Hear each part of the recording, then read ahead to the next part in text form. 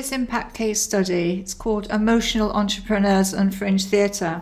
It's based on a research project that was undertaken at Brunel University with myself, Ruth Simpson, Keith Dixon, both of us from the business school.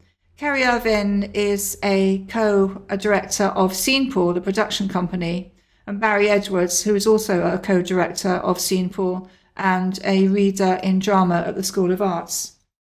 The project was funded by the Research and Knowledge Exchange Fund from the Institute of Small Businesses and Entrepreneurship in 2010.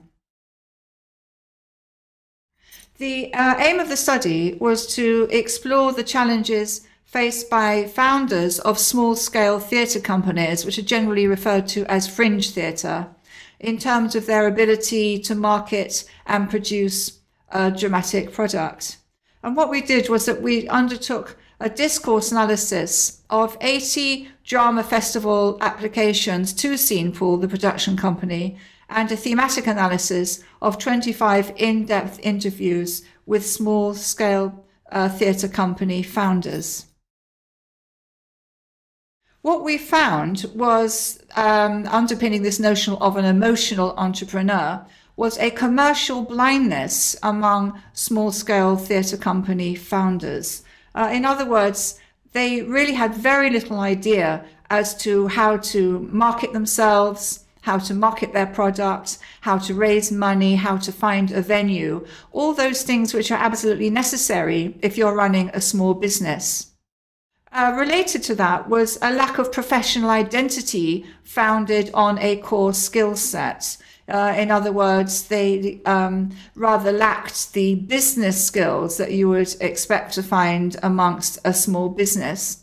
They also had a feeling of isolation and lack of support. Fringe theatre is a very crowded market, and it's also a very competitive market with a lot of one-person shows or maybe 2 or 3 people getting together to do a particular production. And there's not much support out there in terms of helping people to get on their feet, to find a venue, to sell tickets, to market their product, to do all the things that you need to do to actually produce a dramatic output. What we found instead was there was an over-reliance on personal feelings of passion and an emotional commitment to the work, and that underpins our concept of an emotional entrepreneur. In other words, they felt very passionate about what they were doing. They felt hugely emotional with a strong emotional investment in their work, but they didn't really have the skill set, the business skill set to support that.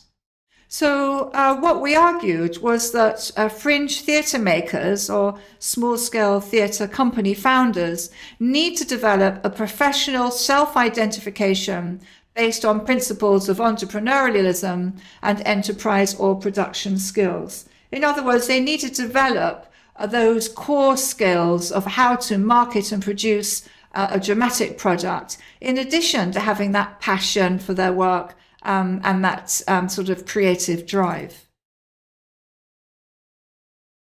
So the impact from this research, it has gained some media interest, notably the Guardian and The Stage, and it has led to several initiatives.